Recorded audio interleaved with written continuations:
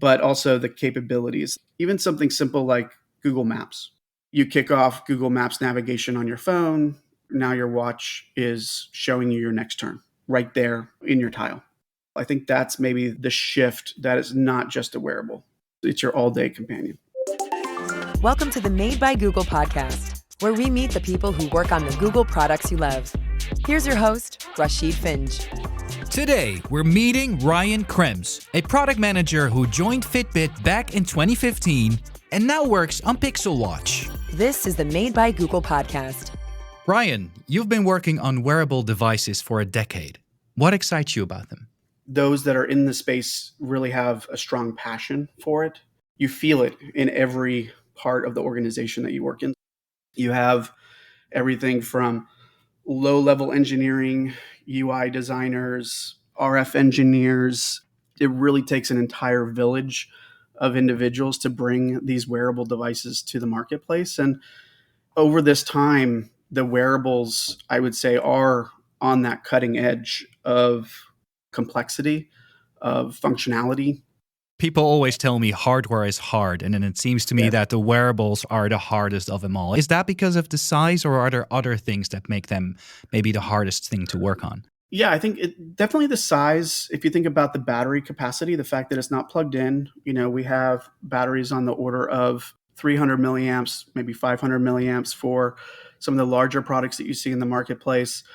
That's a very constrained environment, and you're trying to do a lot. You're trying to push the boundaries of every part of the system to bring that high polish, high engagement, high value product to the user. You see a lot of roll off from the phone ecosystem. So we've been able to ride that curve from a price, a capability perspective, but the form factor is small. It's constrained. You want this product to be able to be worn for the full day and the night. Now, Ryan, what if we wind back the clock for 10 years? You're a fresh-faced product manager at Fitbit. I think it's Fitbit Flex, sort of where you came in. Yeah. What if you compare that device to the current Google Pixel Watch? What changed in that decade? So when I joined Fitbit, their products in the marketplace was Flex, Zip. They had just released Charge HR and Surge. So the first products with on-device heart rate. And really the focus for those products was about health sensing. So a lot of work, a lot of focus on multi-day usage and all-day tracking, getting your step count, your heart rate. If you think about the on-device experience, relatively limited. Flex may have just had LEDs. Charge HR had a single line display. You press a button, you cycle through your stats. When I came into Fitbit, I was specifically focused on Fitbit Surge. Our first major software update was to bring the bike exercise mode, to bring notification support to the product. So, what we really take for granted in the current day, that transition from really just quantified self-health tracking to a fully featured smartwatch that really has capability and experience that users expect from their phone. It's their all-day companion. When I think about our development style in the Fitbit days, the entirety of the team would fit in one small meeting room, right? It's like all software engineers, all designers in one room. Now, when you think of the fully featured smartwatch, it's leveraging a large part of fully featured wearOS operating system that has its own large teams to bring that product and that baseline to market. You mentioned wearOS. I wanted to get back to that. How would you describe what it is, and how does it relate to the Fitbit experience? wearOS is the baseline operating system for our smartwatch. The great analogy is the Pixel phone and Android, right? Android is powering the Pixel phone. wearOS is powering the Pixel watch. And then on top of that, we're bringing unique differentiated experiences, either through modifications at the very low level software. We have our own algorithms that are running below the operating system. And we're then surfacing all of that through Fitbit from a health and fitness perspective, but you also have a much richer set of productivity apps that come along with wearOS through the app ecosystem. So think of things like Mhm. Gmail. You also have Google Calendar, Google Pay. You have a rich set of apps that are then brought on top of the operating system to, really drive your productivity suite, your day-to-day usage. So you're a product manager. What are the kind of decisions you get to make for the Pixel Watch and for the Fitbit experience on them? What is an example of maybe the decision you took for over the past few months? One of the reasons why I love the job is that you have such a wide range of engagements and decisions to be worked through as a team. It's very rare that these are individual decisions, but more about bringing the experts in the room, bringing all the points of view together. And they're very wide ranging. In any given day, you have to work across a multi-year time span. You have to get very micro. Okay, is this issue that we're seeing in our backlog? We do very comprehensive testing, whether that's accuracy validation for our low-level algorithms, whether that's our internal dog food population that's using the end-to-end experience and providing us feedback. So we are reviewing all of those types of issues, determining, are these must fix issues? Do we need to reprioritize the teams to address any of these concerns? We have inbound from our users. I mean, love getting direct feedback from our customers and understanding their concerns, their pain points. How do we get those addressed? In the same day, we'll have then discussions on what are the key decisions that we're making for products coming 1, 2, 3 years out in the future, right? We need to change our horizon from the today and the immediate to the multi-year window, because every decision that we make has lasting consequences, right? We are really sweating the details on every interaction, every touch point that the user has with the product. How does the user engage with the crown on the Pixel Watch? Mhm. What is from a hardware team perspective, they're looking at what's the torque on that? What's the turn rate? How is the UI responding to that? How are we doing this in a efficient way, a power efficient way? How are we bringing to life that product? Anytime the user's engaging with that product, they're getting a little bit of delight, finding those small moments.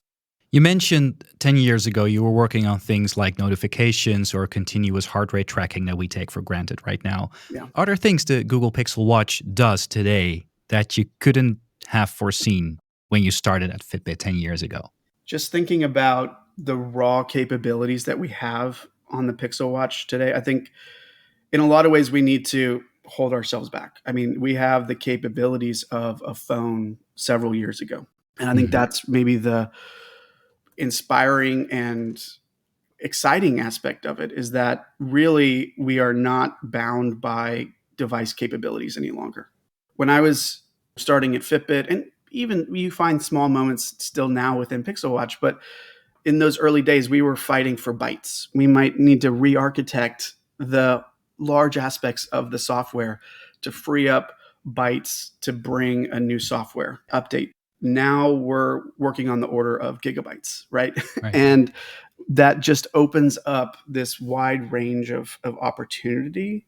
What if I ran into you in 2015 and I told you, hey, Ryan, in 10 years' time, there's a wearable that will detect if you fall and it will call emergency services for you when you're in trouble? What would you have said then? Would you have felt like that's totally in the realm of capability down that line, or did it go much faster than you would have anticipated? The full 360, the layering of core user journeys that we are able to bring on Pixel Watch today, maybe that's what would surprise me, is like the depth of experience that we're able to go in each area, to where it's not just a feature. It's not just a line on the box. It's fully flushed out. Each experience is a full end-to-end experience that ties together both the on-wrist experience, the mobile touch points. I would have been impressed because, in a lot of ways, that amount of polish and thought that you're able to bring with a larger team, of course, helps with that, but also the capabilities. Even something simple like Google Maps.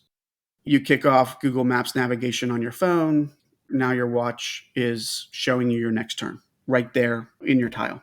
I think that's maybe the shift that is not just a wearable. It's your all-day companion. And that is because it has so many features that can be useful all day. I myself love it for health and sleep tracking and during workouts. At the same time, some people could be worried that they also could be distracting, maybe because of notifications, for example. So how do you ensure that Pixel Watch doesn't overwhelm for those people? Yeah, I think that's really the great thing about the device is that I think of it as a continuum. We have mechanisms for users to, really tailor to their needs. Maybe I want it to be less distractful. We have do not disturb modes. We have the ability to silence all the notifications. We have the ability for the user to use the mobile companion app to select those apps that they want to be informed of. It goes everywhere from the watch face. That's one thing that you always take a step back and think about those core use cases for the watch.